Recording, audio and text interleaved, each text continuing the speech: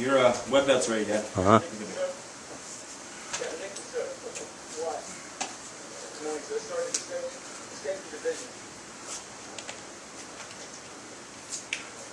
Say hi, pitch, just for now.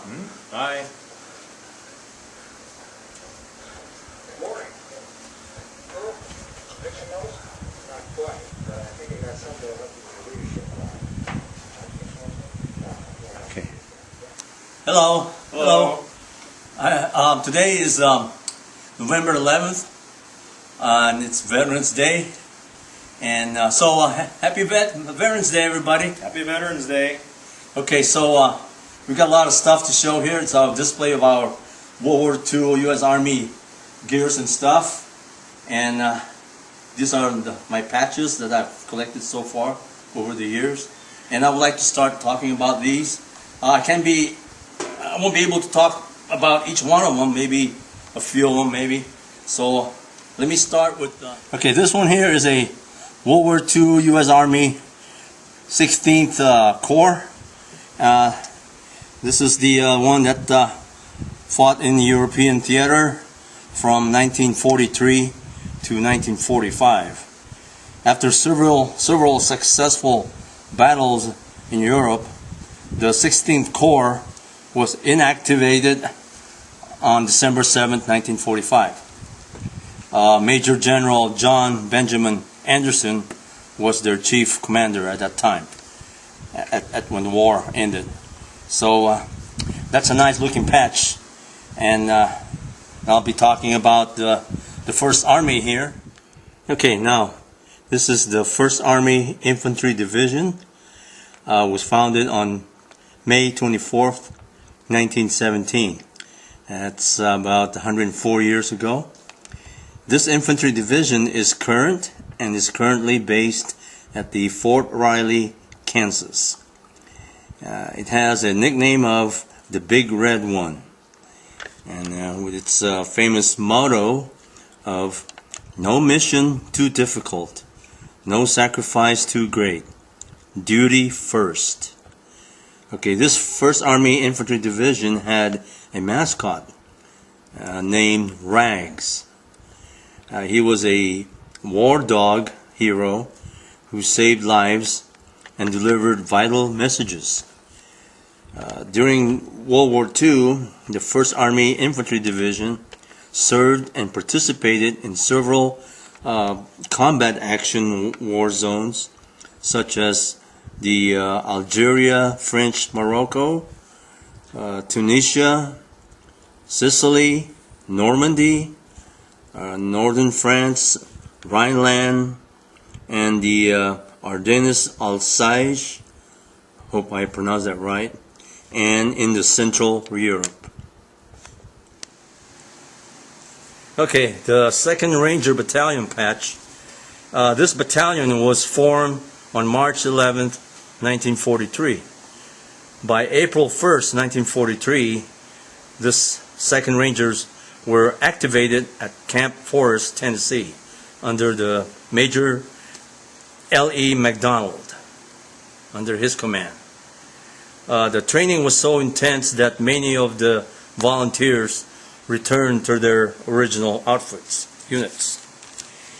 On June 30th, 1943, Major James Rudder took command of the 2nd Battalion Rangers, later known to be the Rudder's Rangers.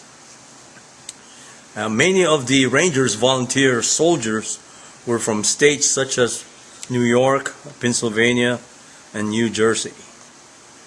The 2nd Rangers were known for their participation in the Normandy invasion and combat actions during the liberation of the Pointe du Hoc, hope I pronounced that right, on June 6, 1940.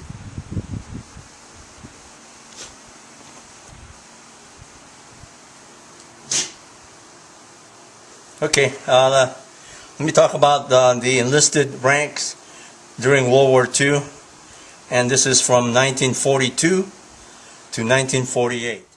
Okay, during WWII, when a guy gets drafted or volunteers into the Army, he starts off as a private or buck private. He has no chevron, no star, no stripes, and then eventually he'll get promoted to private first class, one chevron, and then later on to corporal, and then sergeant, and then gets up the ladder and gets promoted to staff sergeant, technical sergeant, and then first sergeant, and subsequently later on master sergeant. Okay. During this time, 1942 to 1948, some new ranks were incorporated. That was the technician rank. Okay, the technician rank would be this one here. On the corporal, there'll be a T there, and that's the technician for that rank. And here's another technician for this rank, and then staff sergeant, there's another T there for that rank. Okay, and technicians are surgical technicians, truck drivers, tank drivers, radio telephone operators, technical clerks, the clerks, the guys that work in the hospital or administration building, typists, if you will. Then mechanics, the guys at the motor pool that works on the vehicles, trucks, what have you. Okay, that's what they were assigned to, and it didn't last very long though. But by 1948, this whole program was abolished. They discontinued it. Okay, so that's the history of it. Okay, all right. Now let's go on to the officer's rank. A guy graduates from military school, ROTC, or some other form of officer training course. He graduates and then becomes second lieutenant. That's the first step as an officer.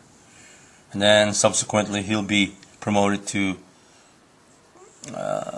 first lieutenant, and then captain, major, lieutenant colonel, and full bird colonel. Then eventually he'll be promoted to brigadier general, one-star general. Okay. Now on the general, the two-star general will be called a major general. Three-star general will be called lieutenant general, and four-star general will be called a general. When you say general in the Army, that means 4-star. And in other words, if you say brigadier general, that's 1-star right there. Okay. After 4-star, there's another rank, which is the highest one, which is the 5-star general. That's general of the Army. Okay. The last general of the Army was 5-star general was Omar Bradley. Ever since then, they never have a 5-star general, not until now, and it has to be appointed by the president. Okay, that's about it for this category here. Okay, now let me talk about these medals here.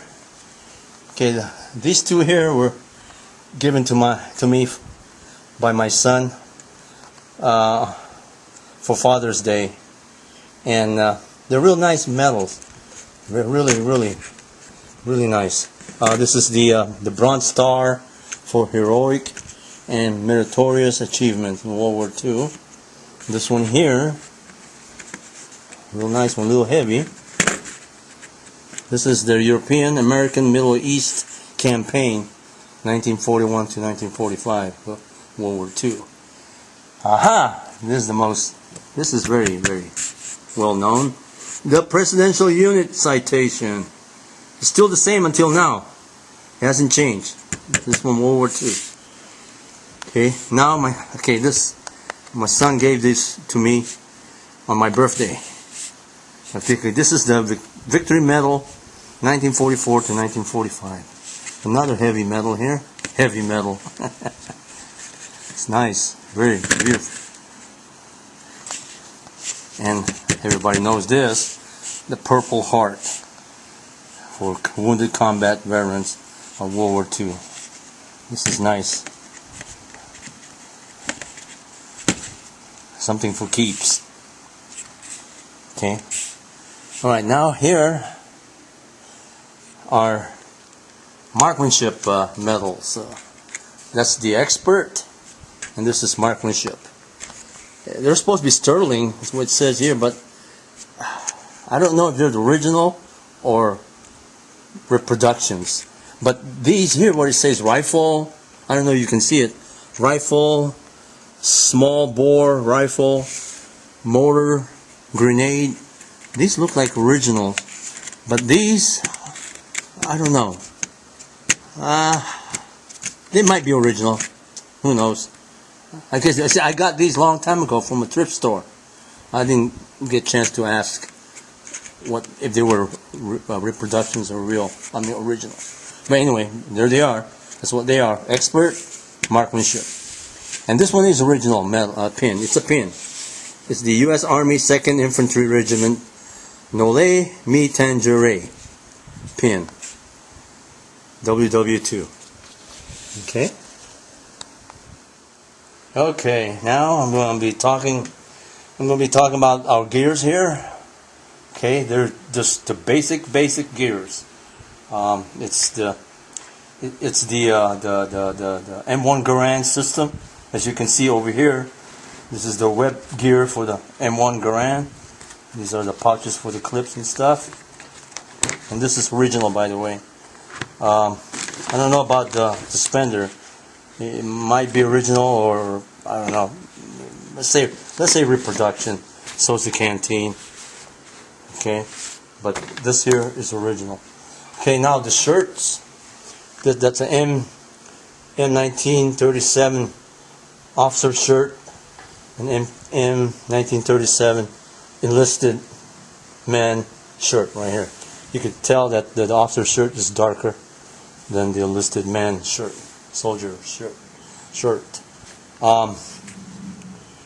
Same thing with this one. This is the M1937 trouser, wool trouser, and the popular M41 jacket.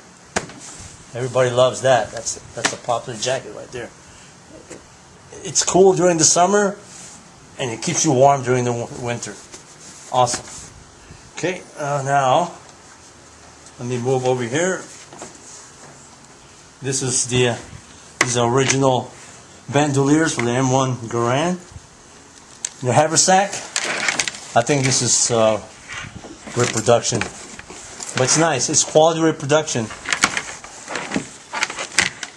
Then we have the trench shovel, which is original.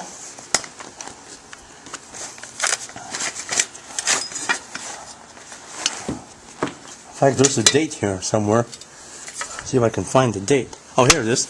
I don't know if you can see it. It says 1944. Yeah, I think you can see it. 1944, right? Then, yeah, 1944. So is this pouch here.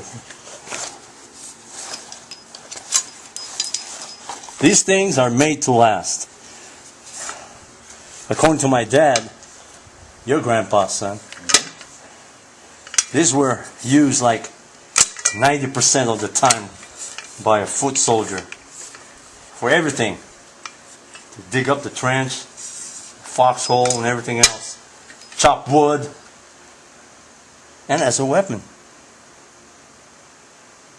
Last minute, I mean, nothing else. Used as a weapon. But this is a very, very handy tool. Everybody loves this.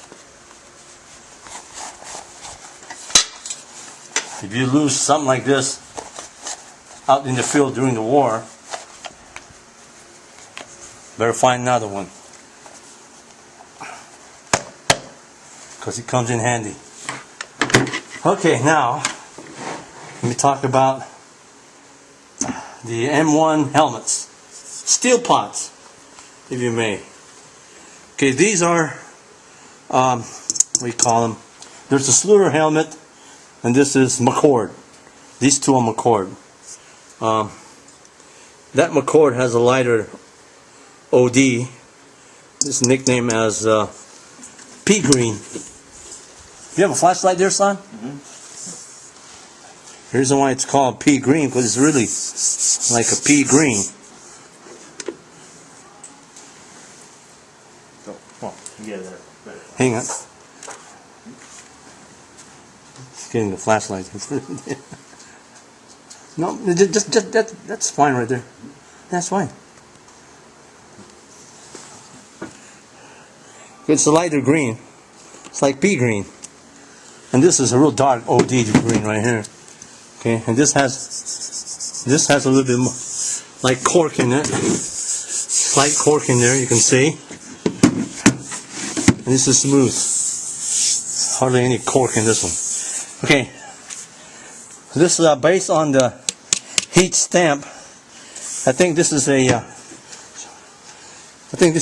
1942 or 43.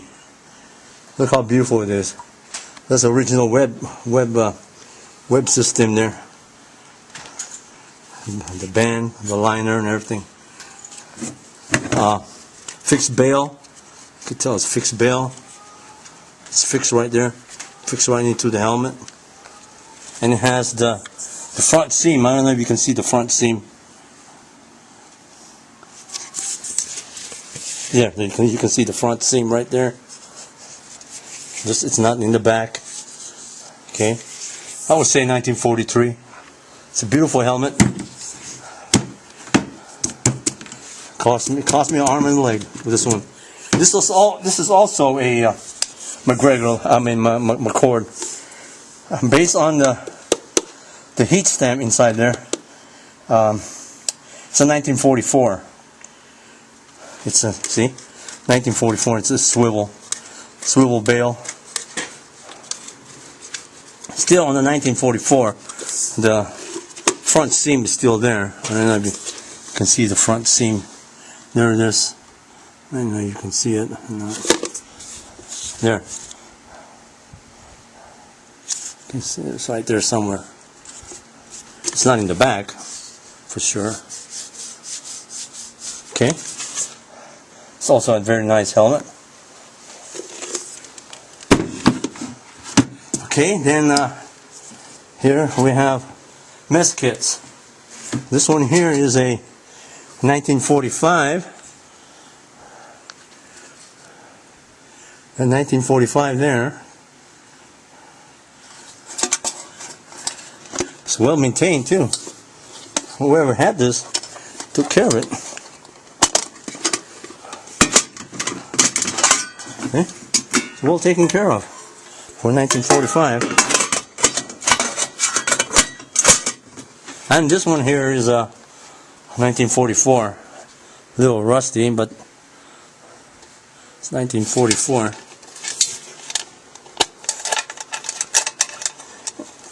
Might be just rusty here, which I cleaned. I cleaned it a little bit.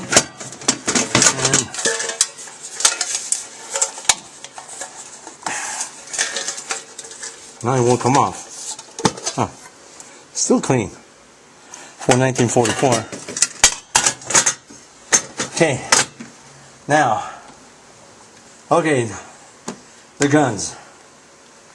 Okay, these are the most issued guns in World War II. Okay, I know we got the BAR, and then we got the Thompson, and then we got the 1903. 1903. Mm-hmm. Yep. Browning? No, Springfield. Springfield, 1903. Most of the time it was used for, you know, used by the snipers, because it's pretty accurate rifle. But as far as being issued to the servicemen, the military people in World War II, these were the most issued. The Garand carbine and the pistol. Okay? Alright, son. It's all yours. Thanks, Dad. Hello, ladies and gentlemen. It's like my dad said, this right here is the M1 Garand. It is a U.S. issue service rifle, chambered in .30-06. Safety check, it's unloaded. This rifle was designed by John C. Garand, or sometimes pronounced John C. Garand. It was developed in 1938, and it was in production throughout World War II. Approximately, I believe it was 5,400,000 of these were created for the war. This one is a 200 series serial number, indicating that it was one of the originals served in World War II. It fires a .30-06 caliber rifle round, and it's loaded by an 8-round en-bloc clip, which I'm not going to demonstrate right now for safety reasons, but it top loads into the rifle, and then it will close the action as such. And interestingly enough, after 8 rounds are expended in the battlefield, when the last round is fired, the bolt will lock back and the empty clip will eject with a distinctive ping, very famous ping. There was a legend back in World War II saying that was a bad idea, because when the Garand emits an audible ping, the enemy would hear that and it would know the serviceman was out of ammo. And to counter that, was another legend, the soldier would fire 5 rounds at the enemy and have an empty clip and ping it against his helmet, replicating the same sound. The Germans would hear that, then they would come up thinking the soldier was empty. He's got 3 more rounds to finish the enemy. Now in real life, the battlefield is really loud. There's rounds going off, machine guns, artillery fire. You would struggle to hear the ping. But it's just the urban legend of the time. Let's see here. This rifle was made by several manufacturers, mainly Springfield Armory, Remington, Rand Corporation, Singer Sewing Machine Company, and as well as the, there's another one I'm forgetting, right, Dad? Union, Signal, and Switch. Another major manufacturer of the M1 Garand. No. Oh, and Beretta. Ithaca and Beretta. Yeah. I forgot, yes. And believe it or not, the Berettas, I believe, are the most valuable ones out there because they're extremely rare to find. They also manufactured a shorter version for tank divisions. Okay? And this is an awesome, beautiful service rifle. And I'm going to quote General Patton as he once said, "The greatest battle implementation ever devised." And I think everybody agrees still to this day. Alright? Over here, let me put this one down for a second. This one here is a 1911 service pistol. Okay? Safety check, it's unloaded. This was invented by John Moses Browning, the action and design, and it was finally perfected in 1941. It was actually issued in World War II, and World War I as well. But in World War II, in 1943, it was finally designated the M1911A1, which is the one I'm holding here. There were several other 1911s before this one, but this one features the diamond wooden grip, enlarged safety housing spring for the mainspring, beaver tail, shortened hammer, longer safety thumb extension, and it's chambered in .45 ACP caliber, holds 7 rounds. The original ones held 7 rounds in the magazine clip. Today they hold 8, I believe. And it has an effective range of about 160 feet or 50 yards, give or take. This was a main issued sidearm for U.S. military officers, as well as NCOs, radio operators, and anyone who couldn't normally carry a rifle. They were issued a sidearm as a defensive option. This, along with the Garand, are probably the most issued weapons in World War II. I believe 1.9 million of these were made during World War II, and they're still being made until today. more modern versions, but they're all based off of, in fact, all modern semi-automatics are based off of the 1911, designed by John Moses Browning. So again, another great service weapon that protected the men who served in World War II and helped us win the war. Now this one here is an exact reproduction of the US issued M1 carbine. Safety check, unloaded. This one's made by Auto Ordnance, and it's an exact twin sister of the original M1 carbines made during World War II. During World War II, this was designed as a lightweight alternative to the M1 Garand, and it was mostly issued to combat officers, NCOs, paratroopers especially. It was also carried by radio operators, technicians out on the battlefield, and also some administrative and non-frontline troops that were not required to carry a service rifle, but still needed a rifle to defend themselves on the battlefield. These served in the European theater of operation as well as in the Pacific. However, they did become very popular with U.S. infantrymen because they are much lighter. The Garand weighs 9.5 pounds, this one. This only weighs 5 pounds. So you can see it's much lighter than the M1 Garand, however, I have to say, not as effective. Shoots a smaller caliber, 30 caliber carbine, which is shorter, a little less power. I believe it's about a 1900 feet per second foot FPS, and only has an effective range of about 300 yards, whereas the Garand has an effective range of 1,000 yards for those who are really good sharpshooters and such. So it was either way, it was a handy rifle, and it was made by several corporations. Winchester being the primary. It was also made by Rockola, which made the jukeboxes at the time. It was made by Union Signal and Switch. What was the other company that made the M1 carbine? There were several others. IBM, Ford Industries, and I think there's a few others that I need to do more research on. But either way, this was one of the mostly manufactured rifles. I believe 6 million of these were made during World War II, and are still being made till today. And anyway, these were the rifles, like my dad said, that helped win the war, and that's why we won the big one. And that's all I have for today. Dad, the rest is yours. Okay. Okay, I forgot to show off our boots here. My son's wearing them. That's the Type 3 rough out boots, real quick. And then the whole uniform. Okay? Just to reiterate that. Okay. Now we'll now introduce you to the music part of the World War II. Okay, now we're going to have some music, World War II music, because music kind of helped our GIs in a way. It gave us spirit and to fight for our country and all that stuff. The patriotism, especially music from the Andrews Sisters. You know, you remember the good old Boogie Woogie from Company B, Don't Sit Under the Apple Tree, music such as Near You. Okay, remember this? Buck Private from the movie Buck Private, Andrews Sisters.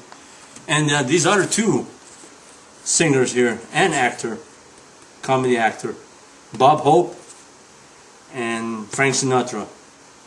They were very popular in providing good music for our G.I. Joes in World War II. Okay? And in fact, I'm going to play a little song here by the Andrews Sisters.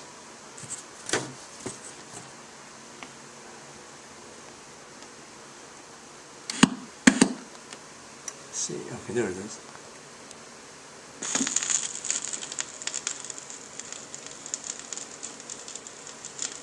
Okay, ladies and gentlemen, last but not least, whenever you're out there doing this, displaying Army, World War II Army stuff, gears and stuff, whenever you're out there displaying it, don't forget to include this nice, beautiful World War II flag. I call it World War II flag because it has the 48 states of America.